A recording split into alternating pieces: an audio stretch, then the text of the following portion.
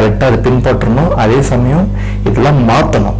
ஒரு நடிகர் கூட்டம் வருது, ஒரு அரசியல் தலைவர் கூட்டம் வருதுன்னா அது வந்து ரெஸ்பான்சிபிள் வந்து அரசாங்கம் தான் எடுத்துக்கணும், ப்ளஸ் ஊடகங்களும் அதுக்கு எடுத்துக்கணும். அவர் மட்டுமே அது காரணமாக நீங்கள் ஸ்டாம்பின் காரணம் சொல்லவே முடியாது. அது இஸ் வெரி ராங்ன்ற மாதிரிலாம் சொல்லியிருக்காரு. சூப்பர் விஷயம். ஸோ அதையும் தாண்டி இன்னைக்கு அவர் அதான் சொல்கிறேன்னு எல்லாருமே நம்ம கூட தான் இருக்காங்க. இவங்க பாட்டு அதனால பேசிகிட்டு இருப்பாங்க. அது 26 தான் அதோட எஃபெக்ட் தெரிய போகுது. இப்போ இன்னொரு பார்த்தீங்கன்னா அதுக்கு அடுத்தது வந்து விஜயன் வந்து ஒரு அறிக்கை விட்டுருக்காரு. இன்னைக்கு தமிழ்நாட்டு நாள், அது வாழ்த்துக்கள்.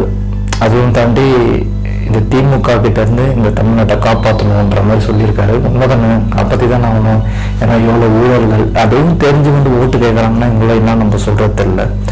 ஊழல் பண்ணியும் அது ஒரு பெருமையாக வந்து நாங்கள் வந்து தமிழ்நாடு தனியாக குடியும் விட மாட்டோம், அது விட மாட்டோன்றாங்க.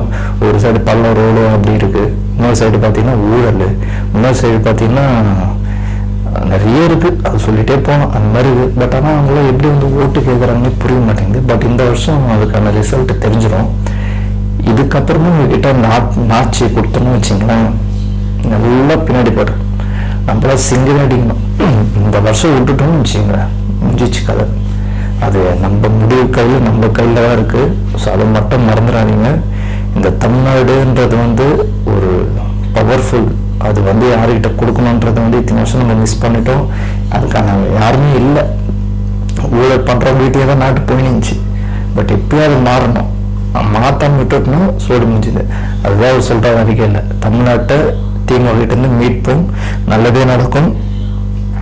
அவங்க தியாகிகளுக்கெல்லாம் போராடினதுக்கு நல்வாழ்த்து சொல்லி அவங்களுக்கான மரியாதை கொடுத்து இந்த தமிழ்நாட்டு தினத்துக்கு வாழ்த்து சொல்லியிருக்காரு.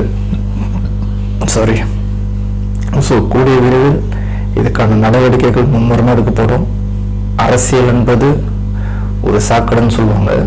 அது சில பேருக்கு சாக்கடையாக இருக்கும். விஜயனை வந்து அதை எப்படி மாற்றி சம்மந்தமாக்குறாருன்றது தான் 26 பார்க்க போகிறோம். ஸோ வரப்போகிற நாட்களில் இந்த 2 அப்டேட்டு தான்.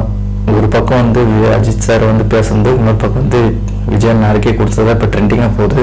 மற்றபடி யார் என்ன வேணால் பேசிக்கிட்டா அது நம்மளுக்கு கவலையே கிடையாது. ஸோ கூட விரைவில் விஜயனை வந்து கம்பேக் கொடுத்து பிரச்சாரத்துக்கு போவார். இந்த நவம்பர் 5 அன்னைக்கு தான் அதுக்கு அடுத்து தான் வந்து அஃபிஷியலாக வரும். ஏன்னா இப்போ இவங்க ஸ்பீட் ஆகிட்டாங்க. அறிக்கை மேலே அறிக்கை வந்து அடிக்கடிக்கு அப்டேட் கொடுத்துட்டே இருக்காங்க. எந்த ஒரு சோர்வும் கிடையாது. ஏன்னா அந்த 41 குடும்பத்தையே சஞ்சித்த பிறகு தான் இவர் கொஞ்சம் நிம்மதியாக இருக்கார். அதுக்காக மட்டும்தான் டக்கு டக்கு டக்கு டக்குன்னு எல்லா மும்முரமே வேலை போயிட்டுருக்கு. ஸோ கூட விரைவில் இதுக்கான அப்டேட் வரும். நவம்பர் 5 அன்னைக்கு மாமல்லபுரத்தில் மீட்டிங் இருக்குது. ஸோ அதுக்கு எல்லாமே வெயிட் பண்ணுறோம். அதுக்கு அடுத்து எப்போ பிரச்சாரம்ன்றதோ அது அஃபிஷியலாக வரும். ஸோ இப்போ எதுவும் வராது, 5ஆம் தேதி இப்போ தான் கிளம்பு வருது. ஸோ வெயிட் பண்ணி பார்க்கலாம். கூடிய விரைவில் இதுக்கான மாற்றம் வரும்.